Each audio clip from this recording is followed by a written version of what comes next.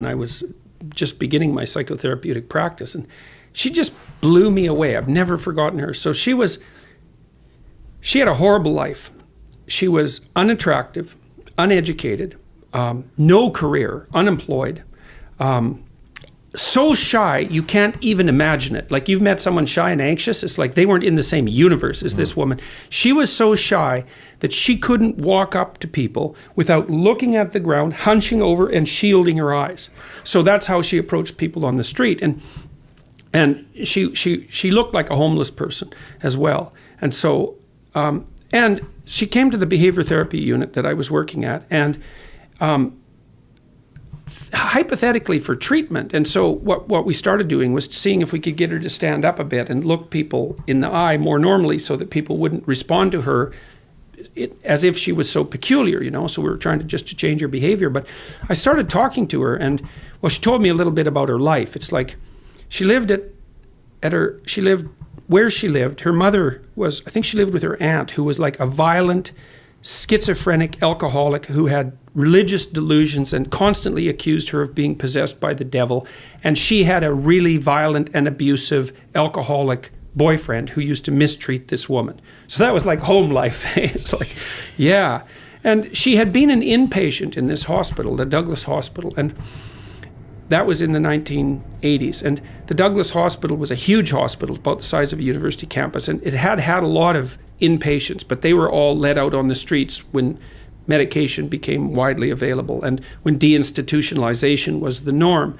But there was a subset of them who couldn't be deinstitutionalized, and these were people that you can hardly imagine. So I used to go in the underground corridors in the Douglas Hospital, because it's very cold in Montreal, so there are underground corridors collecting the buildings, and down there would be vending machines and places for people to sit. And it was like walking through Dante's Inferno, because these were people who were so damaged. They'd been in a psychiatric institution for maybe 2 or 3 decades. They could not be released no matter what, even though that's what the hospital was trying to do. And so it was like Diane Arbus used to go across the United States and photograph strange people, and she has a whole collection of her photographs. They're quite arresting and shocking, and it was like walking through Diane Arbus's universe, And so those were the inpatients, and she had been an inpatient from time to time, but was well enough so she could also go out.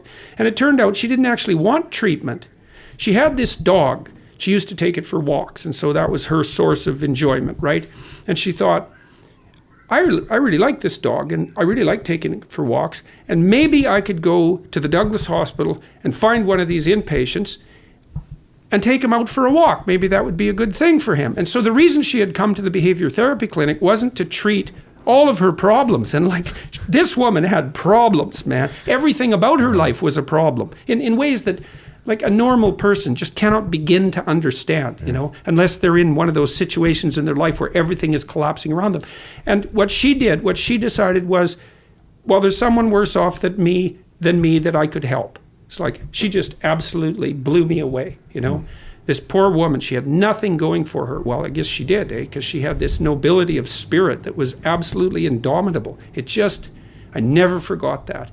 It just blew me away. Does that somehow lead her into her situation in a way if she's so noble and she wants to help her aunt that's all crazy and accusing her of that, and she wants to help prop up her boyfriend that's violent and crazy? I don't think so. I don't think she wanted any of that. She was just one of these people. It's like, you can put someone in a situation that's so dire that there's virtually no escape from it. Like, I've seen people in my clinical practice for whom things around them have collapsed so badly that there's just no fixing it. You fix one thing and 2 other things break, and then you fix those and 3 other things break. There's just no bottom. And those are often families that have had multi-generational problems, deeply rooted. The whole community is pathologized. The entire family structure is demolished. Their people don't have any marketable skills, and they haven't for generations.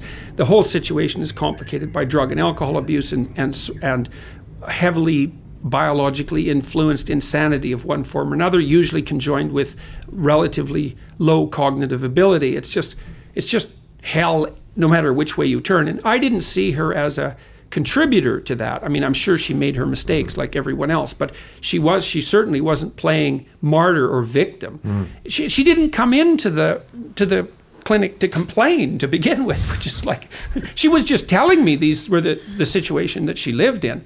She wasn't, that isn't what she was there for. It's just that we thought she had come for treatment. So we were doing background analysis, an intake interview, and found out all these things. It's like any one of those problems is enough to bring most people's lives to a shuddering halt.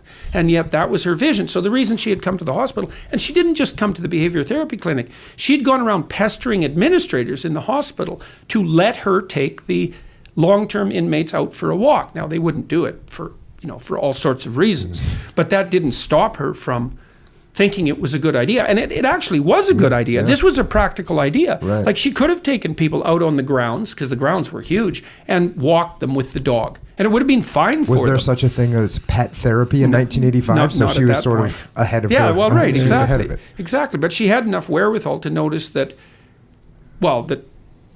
she liked the dog and the dog liked her. And that was a good thing, right? A little bit of love in the world there, and that there was nothing wrong with taking the dog for a walk, and that was kind of harmless. And why not have someone along? It made her feel good. She thought, well, maybe it'll make this other person feel good as well. Exactly. So, like, you just got to shake your head. Well, that's when I